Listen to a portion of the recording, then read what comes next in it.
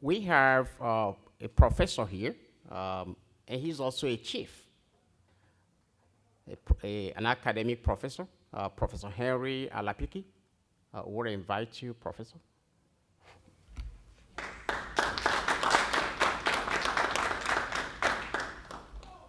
Thank you. Good evening, everybody.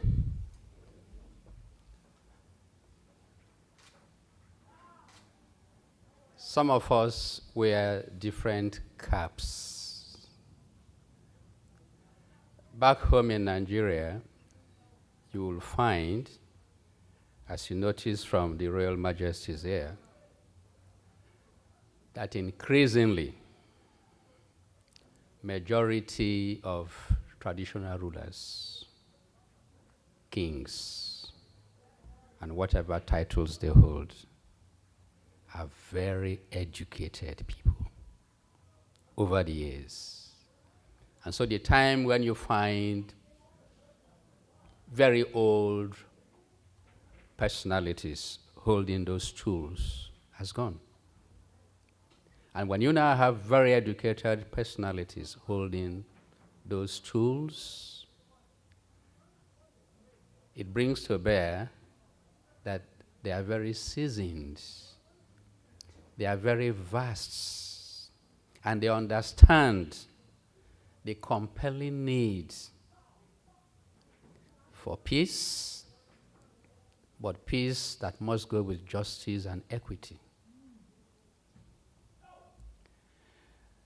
In 2011, November, when I was made a chief, titled chief in my community, I had one mission, and that is on community and group rights. My community and kingdom, the paramount ruler at the time, was a second-class chief, not like the first-class chiefs here. And so what we did was to strategically engage government with distinct kingdom, ethnic nationality, and so our rights must be recognized.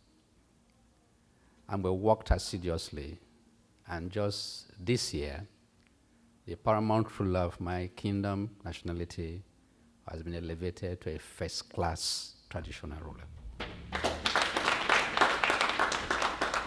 The ceremony was to take place just last month, October, but the entire clan and community, climate change, we suffered a flood, water devastation.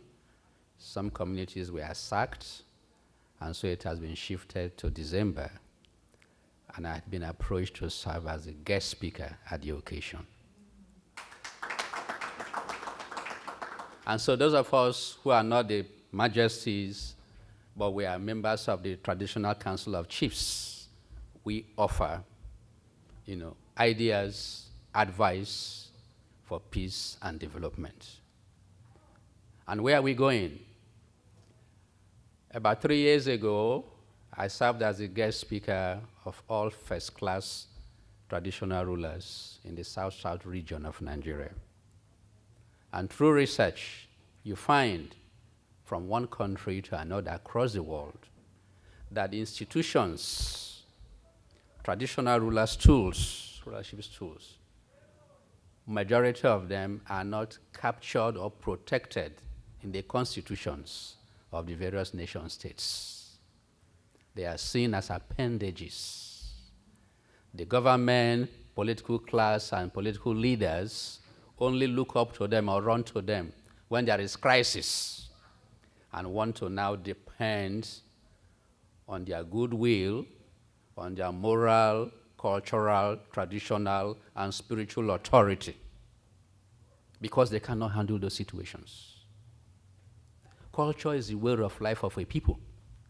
And so the citizens and the people look more and respect more the traditional rulers of their communities and kingdoms and obey them because they represent and embody their collective will and vision of life.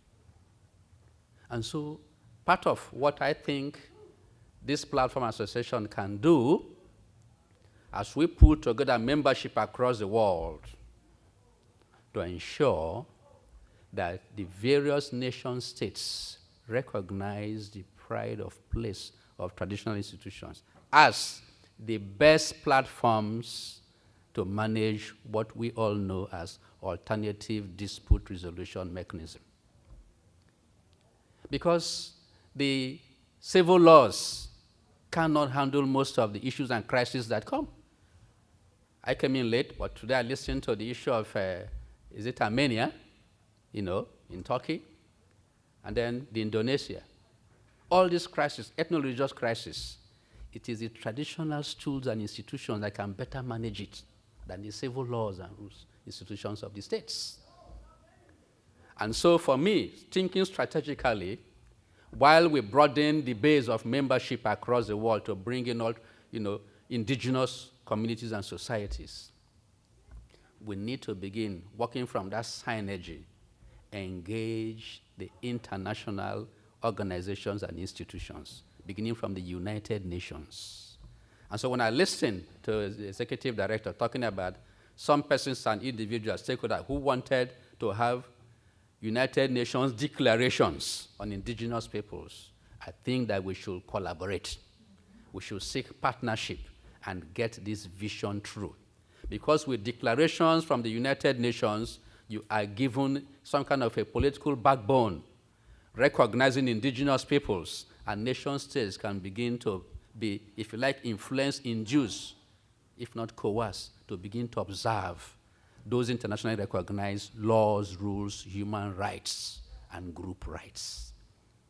And so as we work towards getting funding agencies, international foundations to support the vision, we should see how this can, through strategic process, manifest at that apex level of the United Nations through the office or agency that handles indigenous affairs.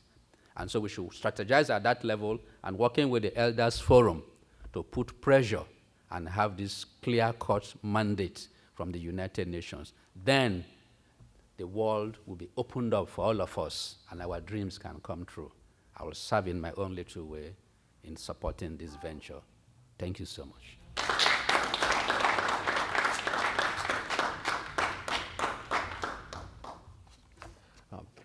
Chief Henry, on behalf of the International Center for Ethno-Religious Mediation, I want to offer you a certificate of membership.